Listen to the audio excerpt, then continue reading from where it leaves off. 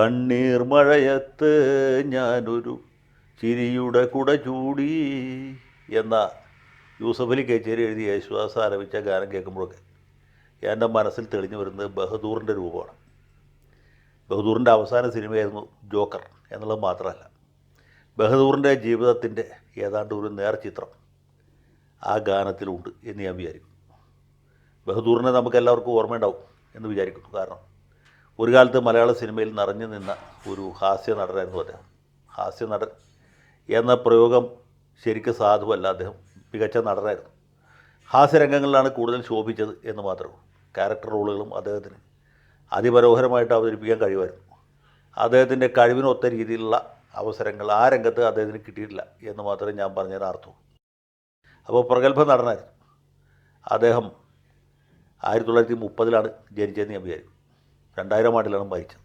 ഇന്ന് അദ്ദേഹത്തിൻ്റെ 25ാം ചരമ വാർഷിക ദിനമാണ്. ബഹദൂർ പഴയ കൊച്ചി നാട്ടുരാജ്യത്തെ കൊടുങ്ങല്ലൂരിലാണ് ജനിച്ചത്. കൊടുങ്ങല്ലൂർ വലിയ സാംസ്കാരിക പാരമ്പര്യമുള്ള വലിയ പൈതൃകമുള്ളൊരു സ്ഥലമാണ്.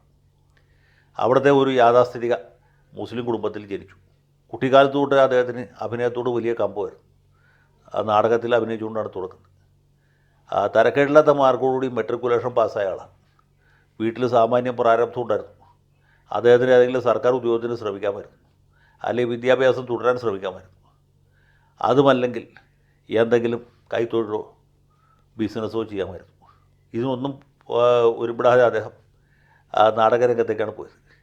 പിന്നീട് തിക്കുറിശിയെ പരിചയപ്പെടുന്നു. തിക്കുറിശി മുഖാന്തരം സിനിമയിൽ അവസരം കിട്ടും. തിക്കുറിശിയാണ് ഇദ്ദേഹത്തിൻ്റെ പേര് കുഞ്ഞാലു എന്നുള്ളത് മാറ്റി ബഹദൂർ എന്നാക്കിയത്. ചിറയൻകീഴുകാരനായ അബ്ദുൽ ഖാദറിനെ പ്രേംനസീറാക്കിയത് തിക്കുറിശിയായിരുന്നു. ഏതായാലും ബഹദൂർ എന്ന പേര് അദ്ദേഹത്തിന് രാശിയായി എന്ന് വേണം വിചാരിക്കാൻ.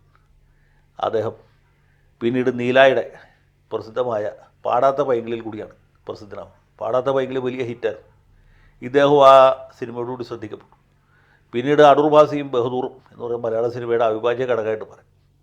പഴയ സിനിമകളൊക്കെ കാണുമ്പോൾ ഈ കൊമേഡിയന്മാരായിട്ട് ഇവർ രണ്ടുപേരും പഴയ ലോറൽ ആൻഡ് ഹാർഡി പോലെ ആ രംഗത്ത് വരുന്നു, ആളുകളെ ചിരിപ്പിക്കുന്നു. നായകൻ പ്രേംനസീറോ, വില്ലൻ KP ഉമ്മറക്കേരി. പക്ഷേ വലിയ ഒരു ഓഡിയൻസ് ഇവർക്ക് ഏത് സമയത്തുണ്ട്. ഈ അടൂർ ഭാസിക്കും ബഹദൂർ, ഭാസി ബഹദൂർ എന്നുള്ള വലിയൊരു കോമ്പിനേഷൻ. അങ്ങനെ ഒരുപാട് സിനിമകളിൽ അഭിനയിച്ചു. പക്ഷേ ഈ സിനിമയിലെ ആളുകളെ പൊട്ടിച്ചിരിപ്പിച്ച ബഹദൂറിൻ്റെ സ്വകാര്യ ജീവിതം മിക്കവാറും ദുഃഖകരമായിരുന്നു. അദ്ദേഹം കയ്യിലെ പണം മുടക്കി തിരുവനന്തപുരത്ത് ഒരു ലാബ് സ്ഥാപിച്ചു. ഈ ബ്ലാക്ക് ആൻഡ് വൈറ്റ് സിനിമകൾ പ്രോസസ്സ് ചെയ്യാനുള്ള ലാബ്. അത് വലിയ നഷ്ടത്തിൽ കലാശിച്ചു. മാത്രമല്ല ആ സമയത്ത് മലയാള സിനിമ ബ്ലാക്ക് ആൻഡ് വൈറ്റിൽ നിന്ന് കളറിലേക്ക് കാലുമാറുന്ന സമയം കൂടിയായിരുന്നു. അത് നഷ്ടത്തിൽ കലാശിച്ചു. മുഴുവൻ പൈസ നഷ്ടപ്പെട്ടു. അദ്ദേഹം ചില സിനിമകൾ നിർമ്മിച്ചു. അതെല്ലാം വലിയ നഷ്ടത്തിൽ അവസാനിച്ചു. വിതരണ കമ്പനി തുടങ്ങി, അതും നഷ്ടത്തിൽ അവസാനിച്ചു. അങ്ങനെ ജീവിതം മൊത്തം നഷ്ടത്തിൽ അവസാനിച്ചു. മാത്രമല്ല അദ്ദേഹത്തിന് അവസാന കാലത്ത് പലവിധ രോഗങ്ങൾ, പ്രമേഹ അടക്കം, ഉയർന്ന രക്തസമ്മർദ്ദം, ഹൃദയ സംബന്ധമായ അസുഖങ്ങളൊക്കെ അധികരിച്ചു. അങ്ങനെ വളരെ കഷ്ടതരമായ അവസ്ഥയിലാണ് അദ്ദേഹത്തിൻ്റെ ജീവിത അവസാന കാലം ഉണ്ടായത്. അങ്ങനെ ഇരിക്കുമ്പോഴാണ് അദ്ദേഹത്തിന് ജോക്കർ എന്ന സിനിമയിലേക്ക് ഒരവസരം കിട്ടുന്നത്. ആ സിനിമയിൽ അഭിനയിച്ച് തീരുന്നതിന് മുമ്പ് അദ്ദേഹം മരിച്ചു എന്നാണ് എൻ്റെ ഓർമ്മ. അങ്ങനെ 25 കൊല്ലം മുമ്പ് മലയാളിയുടെ വെള്ളിത്തിരയിൽ നിന്നും അപ്രത്യക്ഷനായ ബഹദൂർ അദ്ദേഹത്തിൻ്റെ 25ാം ചരമവാർഷികം ഇന്ന് സ്വന്തം നാടായ കൊടുങ്ങല്ലൂർ വെച്ച് ആചരിക്കുക അല്ലെങ്കിൽ ആഘോഷിക്കുക. സിനിമാടന്മാരുടെ ആകുമ്പോൾ ചരമവാർഷികങ്ങളിൽ ആഘോഷിക്കുക ചെയ്യുക. അദ്ദേഹത്തിൻ്റെ ഓർമ്മകൾ പങ്കുവയ്ക്കാനായിട്ട് പ്രസിദ്ധ സംവിധായകൻ കമലുണ്ട്.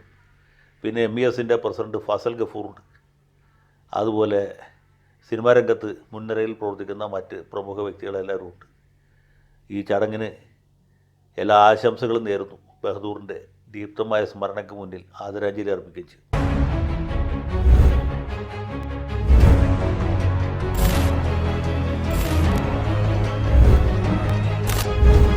കൂടുതൽ വാർത്തകളും വിശേഷങ്ങളും നിങ്ങളിലേക്ക് എത്താൻ ABC മലയാളം സബ്സ്ക്രൈബ് ചെയ്യുക, ബെൽ ബട്ടണും അമർത്തുക.